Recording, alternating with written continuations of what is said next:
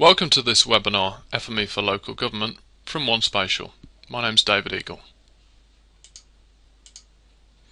In this session we're going to look at a number of things, a bit of detail about safe software, a little look at an introduction to FME and some of its capabilities, and I'll show you how to build an FME process from scratch. We're also going to focus mainly in this session on FME for Local Government and some of the data challenges that we've assisted with some of our customers. We'll also see a number of demos dotted out through the session, and we'll draw some conclusions towards the end. Safe Software then are in their 20th anniversary year this year. They have been based over in Vancouver in British Columbia in Canada. They've made FME for a good while and distributed it to a number of countries around the globe. And they sit as an application between many of the major application vendors.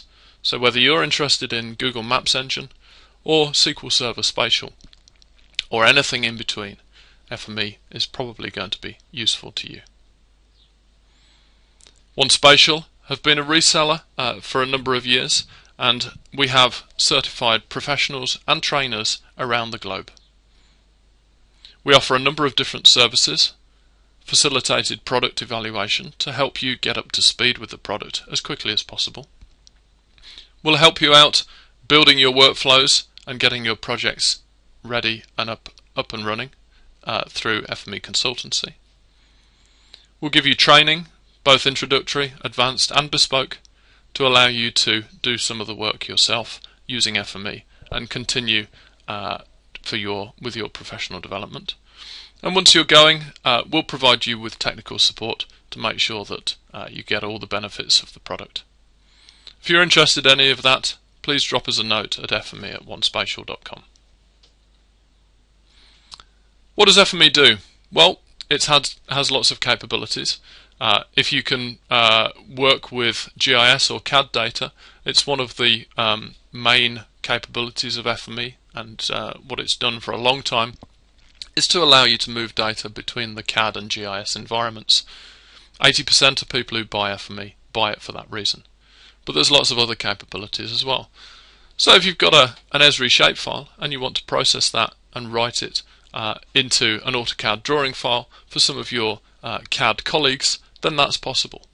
Likewise, you can take that CAD data and move that to XML.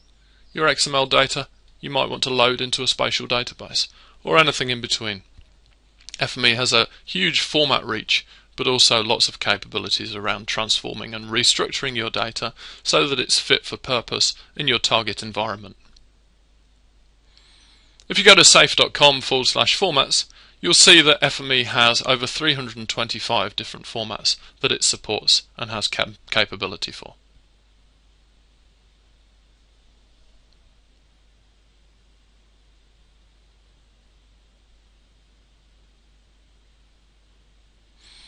Transformation, though, is the real power within FME. It has the capability to not only translate your data from one format, but once you've got it out of that format where it was locked, you can then have some real benefit and impact on the structure of the data. Perhaps you want to carry out string manipulation, so you might want to concatenate certain values together, or create geometry and put a point on the map, or make your data more accessible to people who use spreadsheets, or move spreadsheet data from one department into another environment and create geometry that maps to that information in the spreadsheet. Restructuring the schema is important too, so that hopefully the data matches the target model. Perhaps you're doing a data migration project, moving data from one database to another, or you need to do some data validation. Then FME is probably going to be able to help you in this environment to allow you to use these transformers to manipulate your data.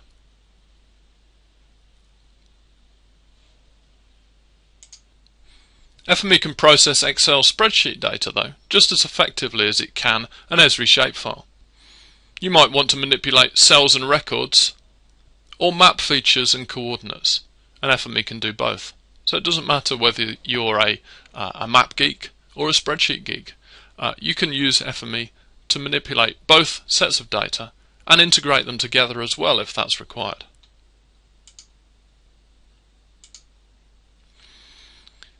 When we talk about non-spatial data, we're often referencing tabular data, data that doesn't necessarily have a spatial reference but perhaps can be joined to some spatial data using a postcode or an ID.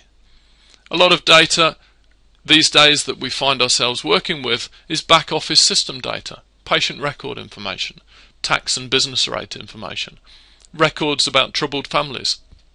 All of that information is often found in spreadsheets or Access databases. A lot of data is starting also to be published in some of these formats onto data.gov.uk. It's important because a lot of people know how to drive Excel, but not everybody knows about GIS. So we can start to use FME in environments where perhaps it hasn't been used previously. Excel and Access data is everywhere. So too is non-spatial data in the database environment, whether it's Oracle or SQL Server. Contractors often supply data in these formats, and third-party applications often export to them. So if you work for a transport planning portion of the business, maybe in the highways department, some of your bespoke applications export to some of these formats like CSV, like some of the geometric transfer formats like MIF-MID and DXF. And you need to be able to manipulate that data. FME can combine worksheets and conflate tables. It can validate the data, and you can filter it. So if you've got planning application data that perhaps has a different characteristic or a different classification code depending on whether the planning application has passed or failed, you can filter it and route it to different parts of your workflow or to different outputs. You can produce statistics and KPIs on your data, publish results, and produce automatic reports that happen perhaps overnight whilst all your data is conflated and analysed. We often get involved with customers through an initial data migration project. Some of the trends we're seeing are around organisations moving from a file-based system to a database, looking for that single source of the truth. Or perhaps a new IT supplier has come along and the corporate database standard has changed from one environment to another, and we need to migrate data from one environment to that new one. We're seeing organisations starting to publish to the cloud with the prevalence of new capabilities like ArcGIS Online or Google Maps Engine. And we're seeing a trend of organisations, certainly in government, and central government starting to be mandating a move towards an open source stack. Not necessarily a complete open source stack, but some components are being replaced. It's important at this point to state FME's open source credentials, because you do have to pay a license for FME, pay a license cost. On the open source credentials front, SAFE have funded a number of open source libraries for lots of years now. They have produced a lot of bug fixes that have contributed to both PostGIS on the database side and also QGIS on the desktop. Many of you who are developers will perhaps have heard of OGR and GDAL. Those two open source libraries are main ones that SAFE have contributed to, and they also sit under the bonnet of FME because SAFE didn't want to reinvent the wheel. SAFE also contribute to the CS-MAP coordinate system library. They support reading OpenStreetMap, and they support some of the open source formats like PostGIS and the more recent MyriadDB database. Transformers offer the capability to manipulate your data. You have a reader on one side of the workflow, a writer on the other, and transformers in the middle. Each of those transformers is a bit of code that does a certain job, but you don't have to worry about the code. You can just drag and drop it onto the canvas, connect it up, and carry out your process. Data moves through the pipeline and is restructured as it goes, and there's lots and lots of transformers to choose from to do different tasks, both spatial and non-spatial functions. Some of the transformers allow you to do some of these things.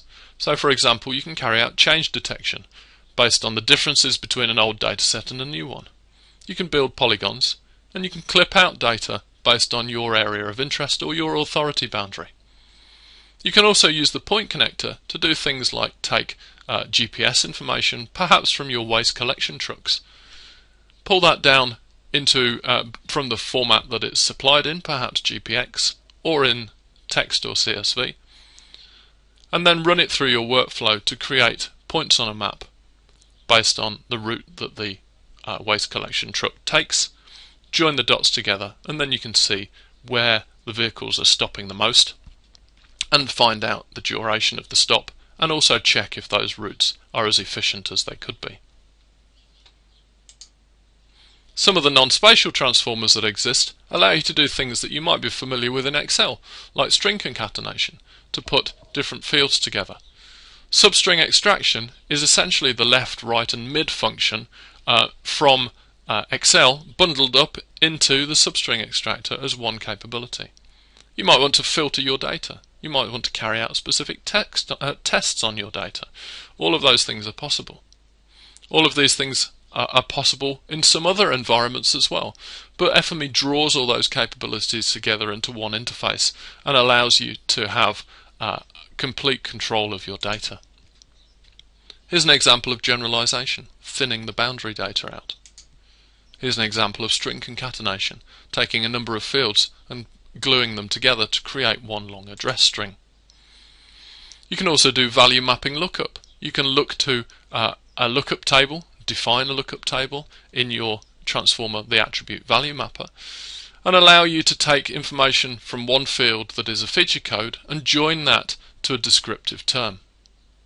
If you wanted to do that with an external resource, you could use a transformer called a schema mapper to map to an external resource like an Excel spreadsheet or an Oracle database table that contain the descriptive information. So let's have a look at a demo of how this all works. Here's FME Workbench, and what I'm going to do is start a new process. Generate a new workspace, and we're going to build a workspace from scratch. I'd like to process a CSV file, but let's have a quick look at it first. Here we can see we've got a road identifier, some vertex information, and some X and Y coordinates. Each road ID references a number of lines that represent a point along that road.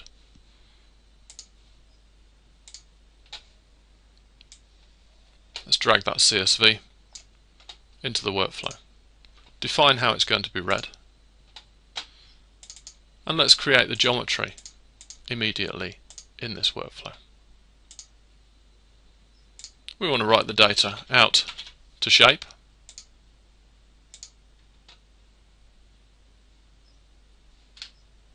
We'll select a folder to write it to and run that to define the schema. FME creates a number of components that in this portion of the workspace I'm not interested in. I want to focus on the reader to begin with. If I run this process, we read the CSV and create the geometry, and immediately the points will appear on the map.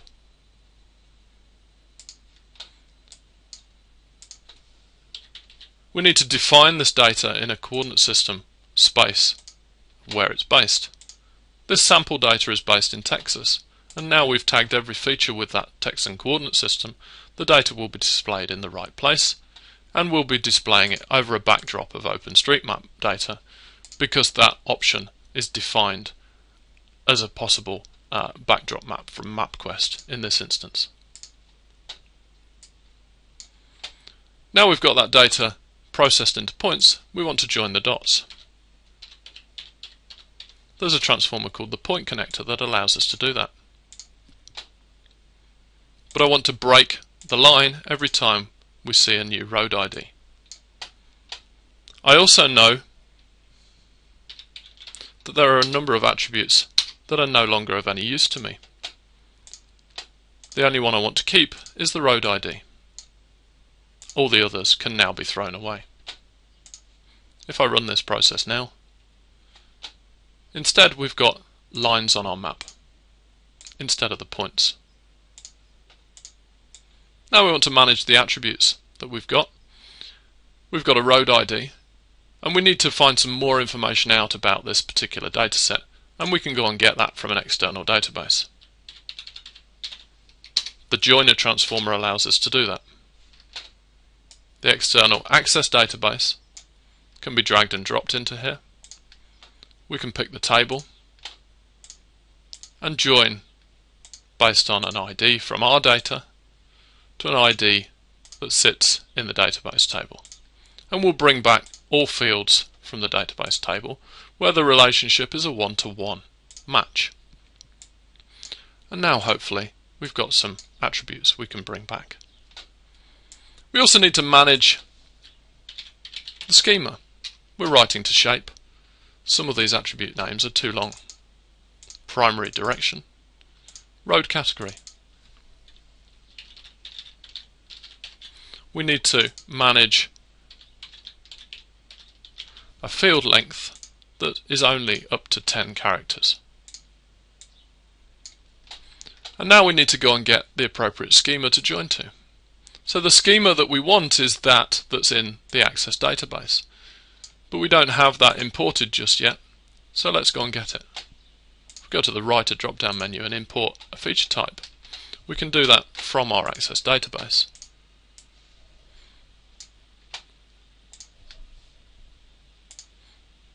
We want that from the major roads table. And now we've got everything we need. Join that onto the target. A couple of the attributes don't match because we've renamed them. So let's go and change that.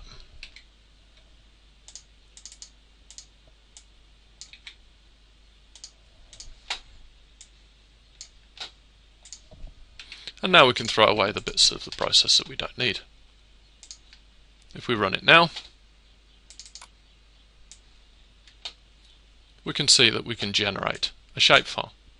A problem is that we've got a whole bunch of warnings though. The warnings are indicating further up that the features are being rejected, and that's because we've changed the geometry type. We need to make sure that the shapefile accepts the polylines that we're actually creating. And now when we run it, those features will be loaded. If we tag this with an annotation, we can identify that that's the shape data, because we might want to add another writer. In this case, let's write out to KML.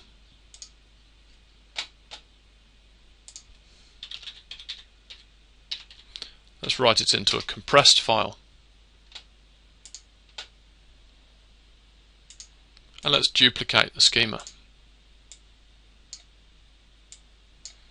We now just need to swap it over to the KML format. Make sure it's annotated correctly. And then we can style it. Here we'll make it red.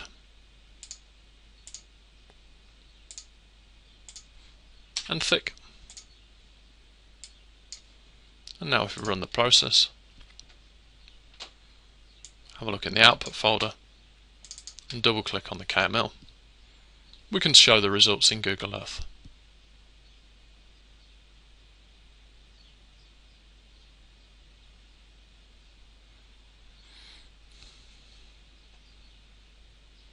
Here each line renders on the map and has some information attached to it.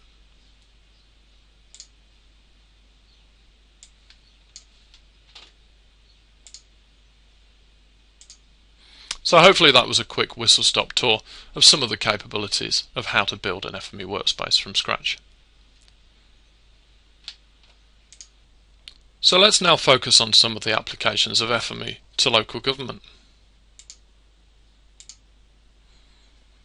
There's a lot of local government functions that we need to concern ourselves with, whether it's recreation or schools, highways or environmental health. Most of us will have had some interaction with those departments and those functions, whether we work for local government, work as a contractor, or just as a citizen. Each of those functions is supported and has lots of underlying data, both spatial and non-spatial, that is important to manage. The Comprehensive Spending Review in 2010 fixed many budgets and means that we as organisations have to do more with less. FME can be used in more than one department, and that's a key message that we want to get across today. Good data management practices hopefully will lead to savings and mean that mundane, repetitive tasks can be managed out of the process. FME is flexible enough to allow data to pass through it in many different ways, and your data can be managed using FME. Data exchange is important too. FME streamlines workflows, and it allows you to move data across format boundaries, transforming it, connecting applications, and allowing processes to be automated. If you're sharing data with contractors or different departments, then hopefully FME is going to be able to help you do that.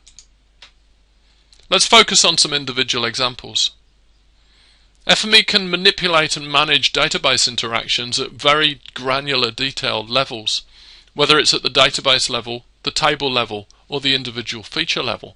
And a number of councils have used that capability to allow them to manage assets like their LLPG, Local Land and Property Gazetteer. Nottingham City Council is one of those. They actually perform address synchronization between systems using FME, taking data out of their LLPG database, loading their Esri SDE database, but doing that as an intelligent update, moving only the changes. Overnight, the inserts, updates, and any deletes that have happened during the day go across to their corporate GIS, their web GIS, and their back office systems by the next day, meaning that all of those systems are synchronized, and people on the telephone taking calls from citizens in the area are using the same address information as is elsewhere within the authority. On the data exchange front, local government is starting to work with quite a few different standards.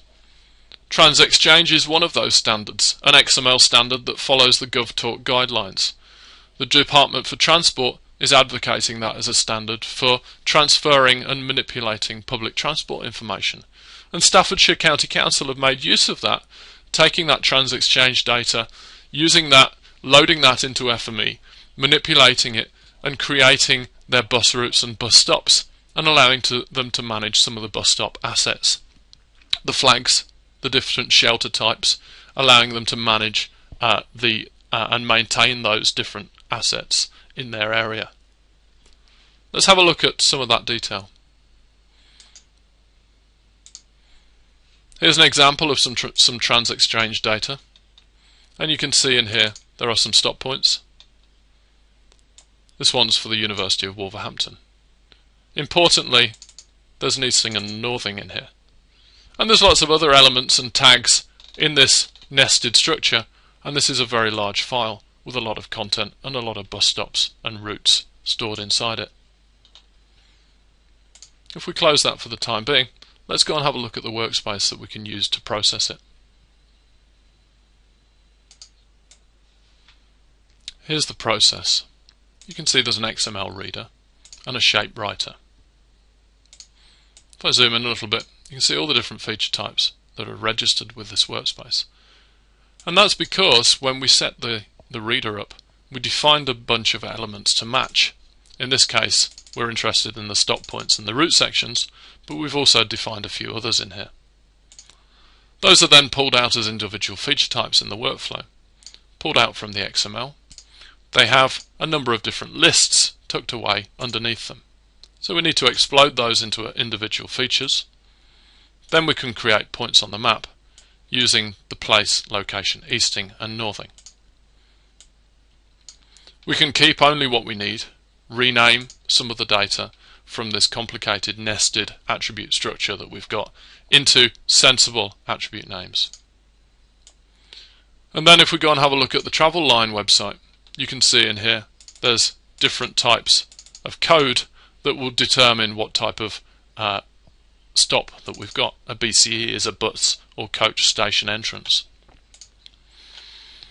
Concatenating those two different types together means that we can take an attribute value mapper and we can look up those values. So when the type is equal to BCT MKD, the type description gets automatically set to be a marked pole or shelter on a bus, street, coach or tram stop. Then we write the data out. The same work is done with the route sections here, exploding it down into its individual components and then joining those dots to create the routes and write the data out to the target format. In this case, we're writing out to an Esri shapefile. If I run this process and show you the results in the data inspector, you can see on the OpenStreetMap backdrop that this bus route goes from Stafford to Wolverhampton and then loops off into the rural area. Here's the individual links, and if I turn the links off and zoom in and focus on some of the bus stops, we can see that this bus stop here has got a coded value, and that's a marked on-street bus, coach or tram stop, and that's the value that was looked up.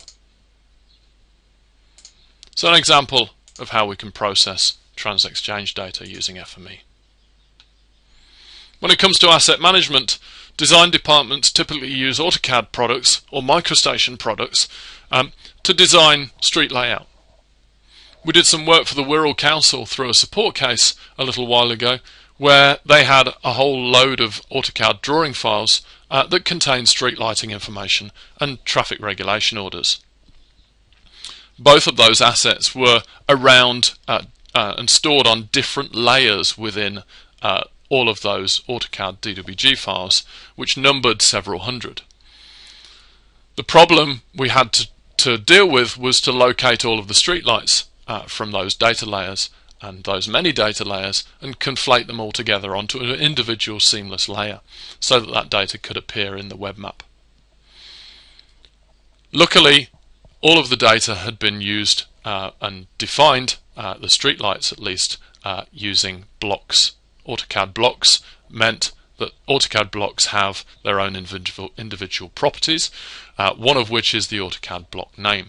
We could use FME to extract the block name, search for all the streetlights, take them from all the individual layers and load them into a single seamless layer.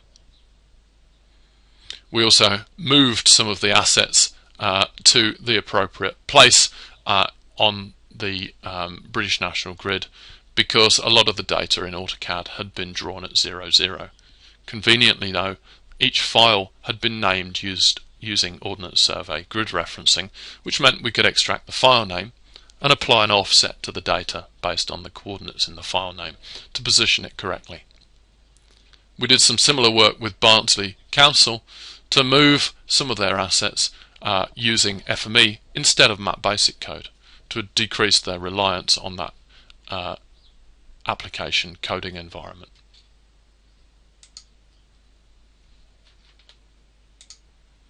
When it comes to working with metadata, FME is capable of that too.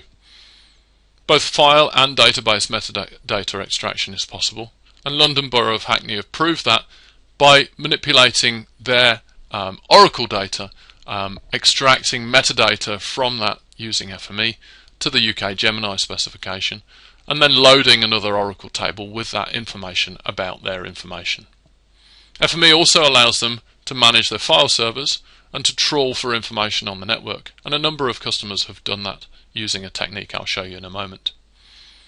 It was telling that when Anthony Tufore was looking at FME in the early days, he came up with a statement: I think with time FME will surpass some of the traditional non-spatial ETL tools, in addition to its traditional spatial data processing capabilities. Let's have a look at how we can scrape information from our network using FME.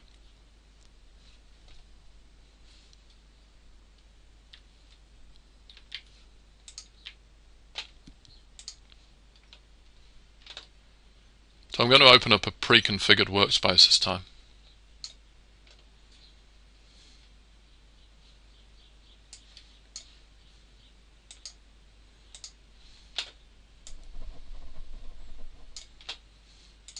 Okay, so here we can see a workflow that allows us to do a little bit of network trawling. In this case, we've got two different types of reader, a generic reader and a directory and file path reader. The generic reader is a little bit different to some of the common format readers because what it allows you to do is to read any format into this part of the workspace that FME supports. The directory and file path reader, this one here, allows you to read information about that data, not the data itself. So importantly, it will bring back Windows metadata like the file size, the extension, when it was modified and accessed, and amongst other things. In this workflow, what we do is use this transformer to format the attributes that we've received from this reader. And up here, we want to read in any data. In this case, we're focusing our attention on two different types of data, tab files and TIFF files in subdirectories within a certain path. We're then using this transformer, that's a custom transformer, to derive the bounds of our data. We define a bounding box around each file, and then when we have a polygon to represent its extents, we join the Windows metadata onto it based onto a join key which references the file path. We then do a little bit of rudimentary duplicate removal. We identify which files have got the same name. In this case, it's a little bit simplistic. You might want to use other metrics in there like the file size and perhaps the owner to indicate whether it's a true duplicate file on your network. Obviously, you want to try and eliminate duplicates because you only want individuals using a particular data set that is stored on the network, rather than erroneously updating another one and having your data fall out of sync. In this case, we style duplicates slightly differently and give them an attribute tag that indicates that they're a duplicate. If we run this process, it'll run that through and write the data out to a number of different formats, in this case Excel and also to KML. If we have a look at the output in the Excel format, we can open that up and see that we're cataloging here the file name, the file extension, the path it sits on, who owns it, the original coordinate system, and other information about that dataset. If we have a look in the inspector, we can see that we can apply some opacity to the view and go and see the bounding boxes of where the data is and find out information about what that file is. In this case, we've got a TIFF file that covers that part of the Scottish Highlands. If we go and have a look at the KML, we can have a look at this in a more interactive way. Opening the data up in Google Earth, we can see that we've got bounding boxes for parts of the UK, sorted by file type. We can see we've got an industrial area down here in the southeast that we might not have thought we'd got data for. So it's a quick way of finding out what data you've got on your network and where you've got duplication.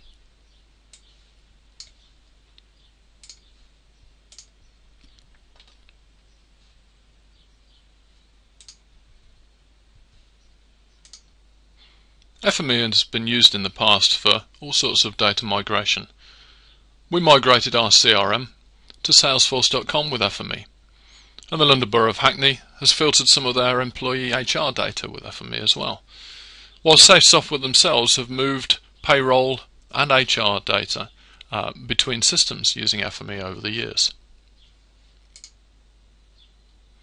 More traditional use of FME is around Ordnance Survey data processing. Lots of councils and local authorities use FME to process their Ordnance Survey data, whether that's mastermap or code point or boundary line or any of the other data sets. London Borough of Hackney have done some really innovative things with raster data, taking the Ordnance Survey Street View raster tiles and manipulating them to extract and remove some of the building properties so that they've got a more clean view of the raster dataset to use in their web mapping system. Calderdale Council have taken their postcode data, built map points, clipped it to the Calderdale boundary and styled it up using FME. Lots of web services are available these days, and the NHS Choices API is an interesting one. The reason for that is that quite a lot of the health-related functions have moved across in recent years into local authorities. So actually also serving up NHS information through things like your own web mapping application might be useful. The NHS Choices API displays up-to-date locations of public health sites online. We can get to this information by building a URL and passing that in that's got a URL with parameters in it that returns different values depending on the parameters that are defined. So in this example, we'll go and get service 0001, which is accident and emergency hospitals, around the CB4 postcode, passing in our API key and looking within a range of 40 kilometers. We can look up to a range of 100 kilometers within this API's capabilities. So let's go and have a look at how this can be done.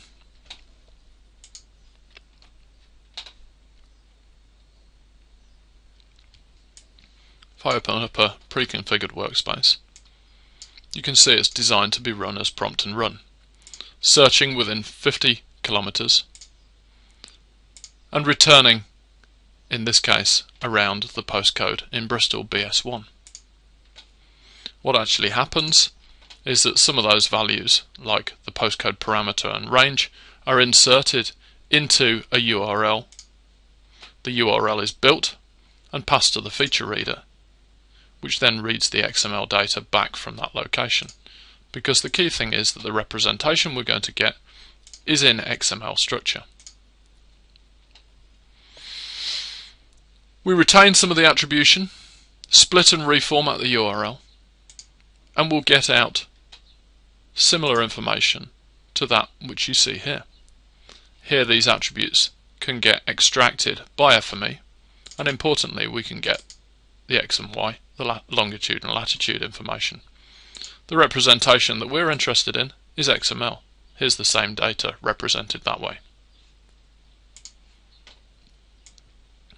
When we read the data, we can expose those attributes that are of interest to us, the latitude and longitude, and we can use a really great little transformer called the attribute reprojector to reproject the coordinate system from latitude and longitude to British National Grid.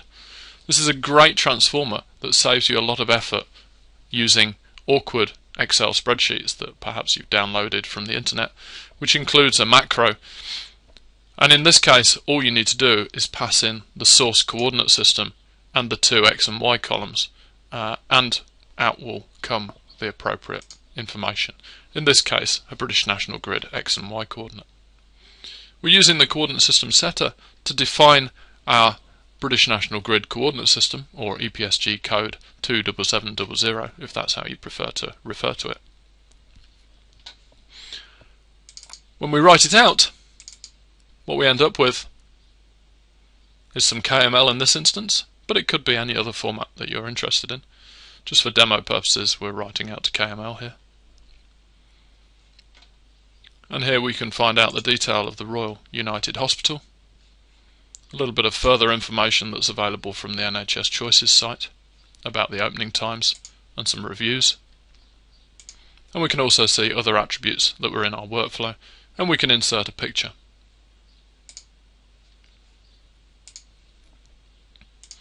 So just a little overview of that API. When it comes to managing your database, being able to schedule tasks to run overnight is a very handy capability.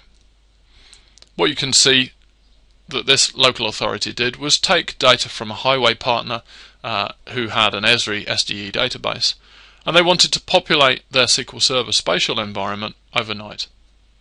This process is automatically run, and it runs an FMW file, an FME workspace, using Windows scheduled services at 2 in the morning when it's nice and quiet on the network. The throughput can be increased in terms of volume of data, and also hopefully things like the data backups have finished, so the process can run quicker.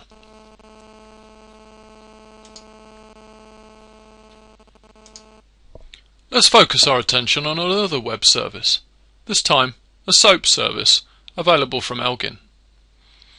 Elgin have a site called roadworks.org, and this publishes lots of points of interest that reference roadwork related tasks from a number of different suppliers, whether it's a utility company, a local authority, or anyone who's going to be potentially impacting the main highway. One of the benefits of this service, if you sign up to it, is that you can have access to the roadwork information yourself. The data can be downloaded, pulled into your FME workflow and loaded into, for example, a web mapping application, perhaps MapInfo Stratus. Perhaps the process can be viewed in your desktop GIS, and I'll show you a little bit around that. Some of the environments that you move the data around in doesn't really matter what the application is. The focus is on getting access to the data. Let's see how that can be done. Here's an FME workspace that creates a trigger feature, which is the area that we want to query. In this case, a small area in Cambridge. We build a bounding box with those coordinates in British National Grid and send that feature into the process. The geometry extractor extracts the geometry into GML 3.2.1, and then we pick out the pos list fragment, which is the coordinates in the structure that we need to pass them into the XML templater. The API has a series of rules. Those rules, as you can see, are defined in this post request, and there's places in here where we have to pass in usernames and passwords, service URLs, and that kind of thing. What we're doing in our process is putting that template into the XML templater and embedding in here the attributes that we want to pass in. In this case, things like attributes that we pre-populated with the organization name. That can then get posted up to the HTTP uploader, which posts the request, which is our full XML attribute called SOAP request. That then generates the XML.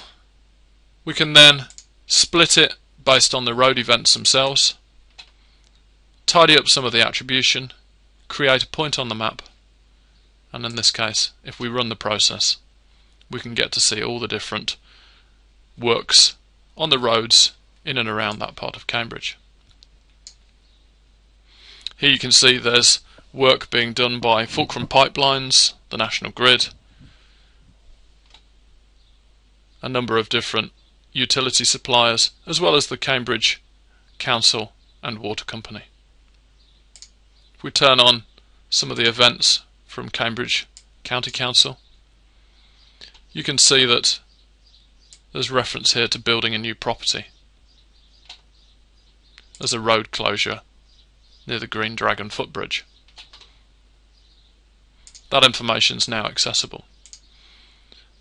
It's then relatively easy to convert this workspace into a custom format. This option is available here.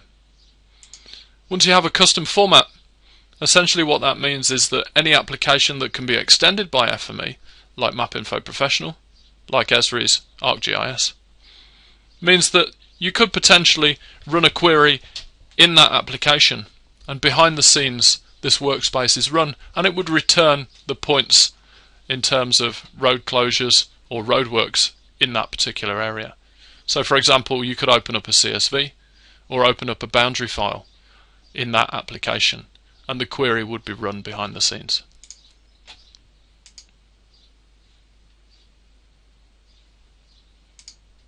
Data validation is also an important part of FME's capabilities, whether it's spatial data validation, making sure that your geometry conforms to the Open Geospatial Consortium's rules, or whether it's actually taking the attribute information that you have stored on your data and making sure that the values that you have set in those attributes conform to your database constraints or to specific values that are allowed to be within those cells. A transformer that we built a couple of years ago now is the UK postcode validator. It's a useful transformer for validating postcodes. If we take a look at an example of how that can be used, we can build a very quick process just to demonstrate this. Here's a creator transformer. I'm going to add an attribute called postcode. And I'm going to put a postcode in here that's incorrect.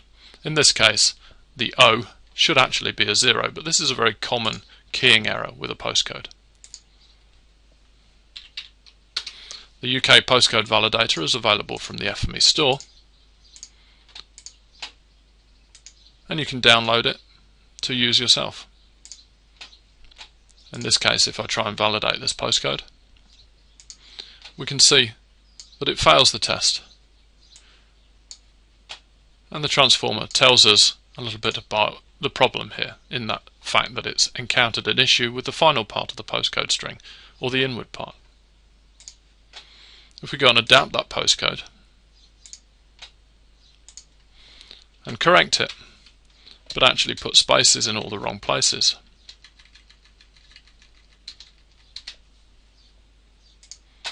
we can run the process again. It passes the test, but this time the transformer restructures, reformats the postcode for us because it was a valid set of characters. It's just that the spaces were a problem. There's a number of different tests that this transformer will carry out, and these are just some of them. If you've already downloaded this transformer in the past, I'd encourage you to do it again. We've made a few edits to this transformer over the recent years.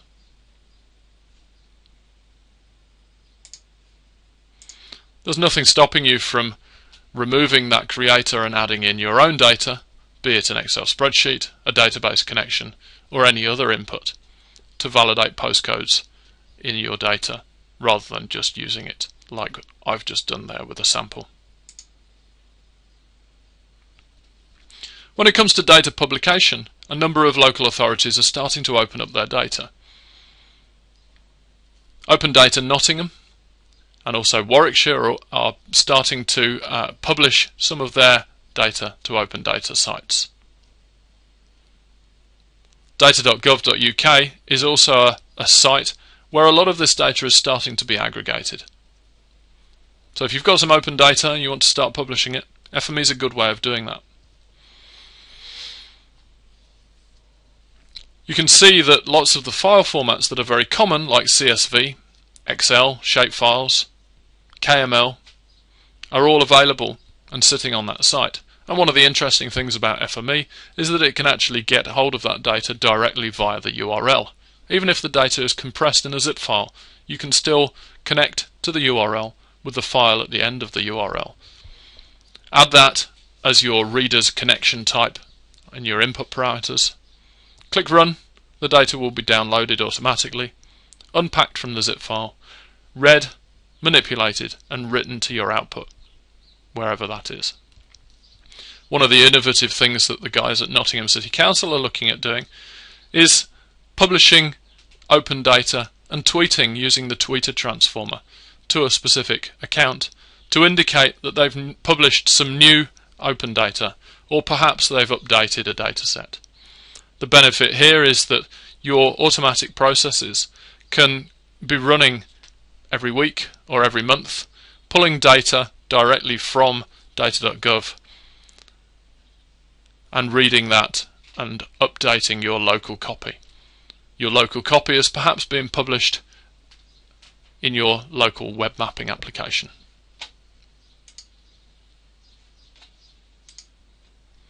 Whilst we're looking at social media interaction, a number of organisations around tourism are starting to define hashtags related to the local area. Barnsley, for example, has Barnsley as Brill on both LinkedIn, Twitter and Facebook. It's a bit of a modern approach to marketing, collaboration and communication, but you can see how it might work. If you have, for example, a public consultation or an event that's happening in your local area, and you want to find out a little bit about what has been said about that consultation online, you can set up a process that archives your tweets into a spreadsheet or a database, or perhaps even geolocated. And that way you don't have to watch Twitter whilst you're at the event. You can come back and then have a look at what people have been saying, and then follow up on those tweets if necessary. Here's an example of how you could do it. We trigger a search using the tweet searcher, searching for a particular hashtag, the most recent 10 tweets using my Twitter account @DavidEagle. If we run this process, we can archive those tweets out to a spreadsheet. And in this case, we'll send it also to the inspector to take a look at some of those tweets. So here's some of the tweets that are being sent that include that hashtag. You can do something more intelligent here as well if you wish. You can do a little bit of change detection. If you've seen the tweet before, then you don't want to load it into your spreadsheet or into your database. You just throw it away. If you haven't seen it, then you can send that and write it out. And given that this process runs in a very short space of time, in this case 5 seconds, then you could have this running, say, every minute or every 15 minutes, especially if your event is a popular one. So, hopefully that's a few interesting applications of FME that are being used in local government right now. And hopefully what it's done is to help you understand just how flexible FME is. So if you've already got FME, you should be considering starting to use it in other departments within your authority. Not only can it be used by the GIS or CAD mapping team or IT, but it can also be used by different divisions that also have data that underpin their day-to-day activities. There is a very big global community of users using FME. Go and have a look at FMEpedia's Community Answers site for proof of that. Here you'll see lots of questions regularly being asked and answered by over 2,000 subscribers to this site. Go and have a look at whether the formats that you're interested in are supported by FME. You can see the different editions that FME supports, the different formats that are listed, and also toggle the platform to see if you want to work on 32-bit, 64-bit Windows, 64-bit Linux, or the technology preview, which is on a Macintosh. Hopefully you've seen that FME can help you to reduce redundancy, identify duplication within your file network, give you less to maintain, allow you to be a little bit more lean in your use of applications, to be able to self-serve data, enforce standards, and reuse this technology throughout the business. It can be used to integrate disparate systems, connecting them, transferring data between them, allowing you to focus on the information rather than the system itself, and hopefully give you a little bit of time to innovate. FME connects applications, transforms your data, and allows you to automate processes.